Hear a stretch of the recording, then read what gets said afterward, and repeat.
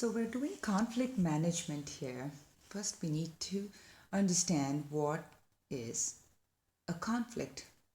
A conflict is nothing but an open clash between two opposing groups or individuals. Now, when do we use this word conflict? Is that when we say, okay, this behavior conflicts with our rules, or he noticed a conflict in the date of the two meetings. There's different uses of this word, but clearly there is a conflict here that we're talking about. Thomas Paine said a beautiful thing about conflict. The moment we hear the word conflict, we're like, oh my gosh, here comes trouble. But what did he say? He said, the harder the conflict, the more glorious the triumph, right? Because you've gone through all the challenges. Now, why does this whole feeling of going through this makes us feel that the accomplishment is there? We're gonna get that figured out. Generally, when there is a conflict in our schedule, conflict in any of our thinking, what essentially happens is it captures our attention. We're like, wait, there's a conflict in the calendar dates of the class, so let's get that figured out. Or there's a conflict between two people, two groups. It could be anything between two individuals. When it happens, it captures our attention, and that attention could lead to, when you pay attention to something, it could lead to accomplishment, because that's when problem solving happens, right? In other words, conflict, if handled properly, it results in productive synergy. So now, but we need to understand, when does it get destructive? It gets destructive when it takes the attention away from important activities. Now, you're trying to arrange a big meeting and you are trying to get the conference all figured out. Along comes a conflict between two people and we're trying to get that solved. Now, what happens is all of this gets relegated to the background. So when it takes the attention away from an important activity just because the conflict kind of got prioritized, that is destructive. Now, when it undermines the morale or self-concept, right? When someone's feeling very bad after the conflict, like, oh, they undermined me, they spoke this way to me, and their morale's being very hurt, it's very destructive. When it polarizes people and groups, right? When people and groups become like, one is thinking of the north, the other is thinking of the south, and they're completely polarized, what happens is there is less cooperation between them. And that is a destructive one. And when it sharpens the difference, or at least it increases the difference between people, group, teams, that is a destructive conflict. Then, once again, when it leads to irresponsible and harmful behavior such as fighting and name calling, then it is destructive. We start arguing, and you're like, you guys are the worst, and then give them some lame label. We don't even want to get that. Just the thought of it feels like it is very destructive. Now, let's get to when is it constructive, because we did say it captures attention. Attention leads to accomplishment. Results in clarification of important problems and issues, right? There's a problem or an issue. If it happens early on, we attend to it, then it is a constructive one. When we get solutions to problems, then that conflict is a good one, okay? It's a constructive one. When it involves people in resolving issues that's important to them, that's a good one.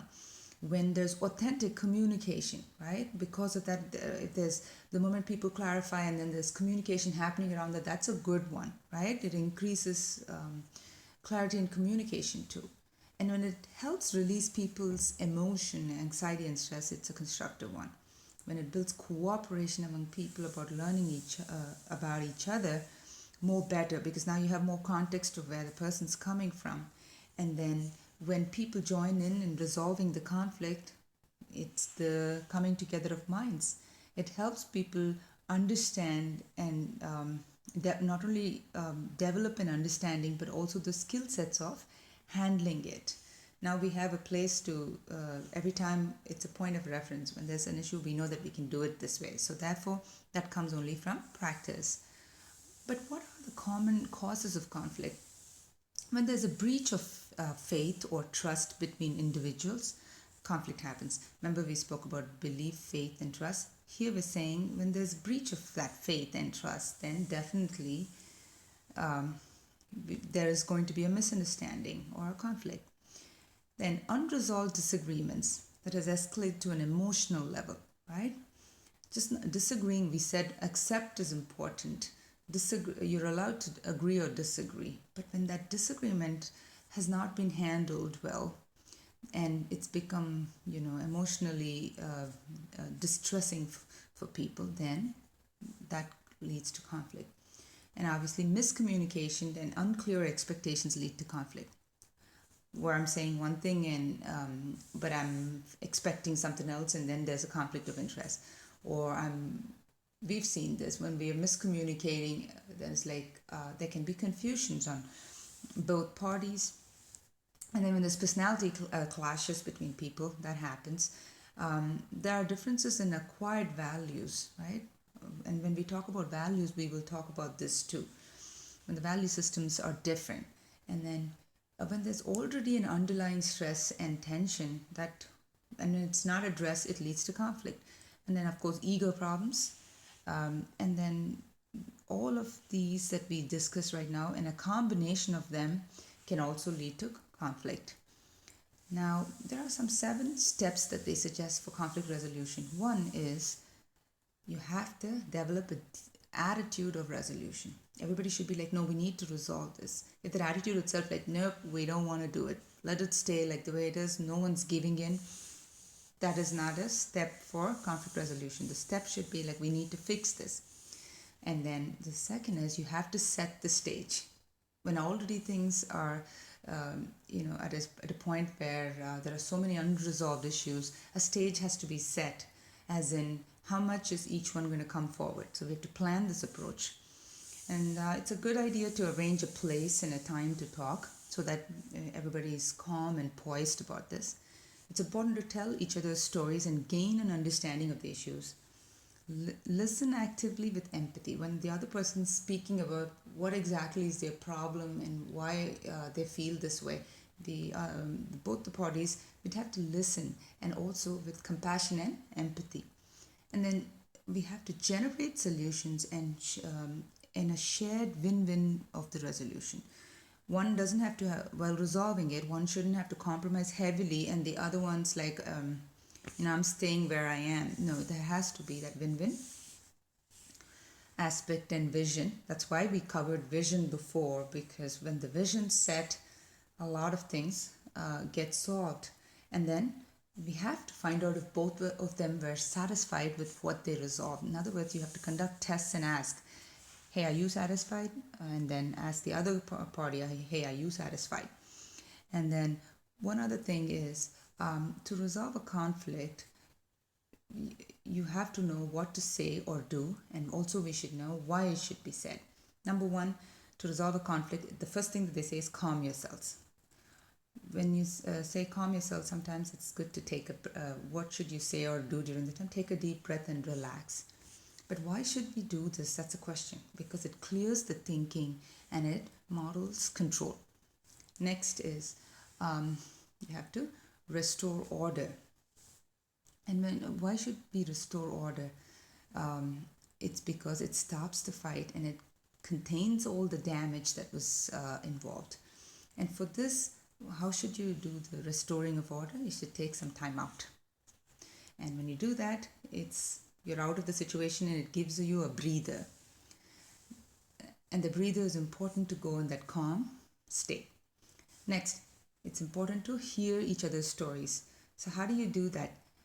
You can begin by saying, help me understand your concern. What is your concern?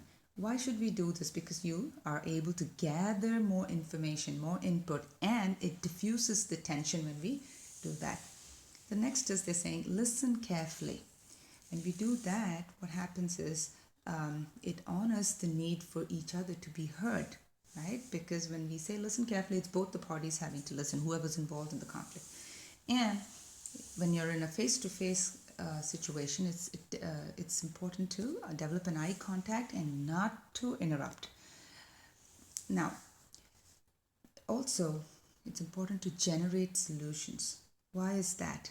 Because then we move from the accusations to solutions, right? Because right now we're in the accusation mode. We have to go in the solution mode. And we can begin by saying, how could we resolve this, right? By talking more of we's instead of like, I want this. How could we put that collective, the plurality helps here.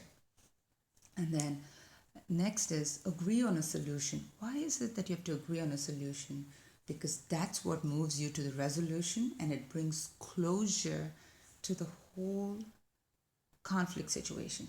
So, how do we do this? Hey, would this work for you? If we did it this way, would this work for you? That's a good place to begin.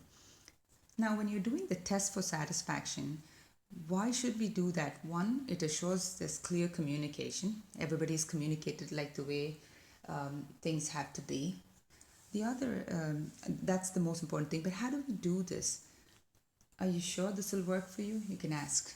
That way you can be, doubly sure that the other person is in agreement with the plan of action. Now, we will talk about key principles in resolving conflict in the next soundbite. Thank you, everyone.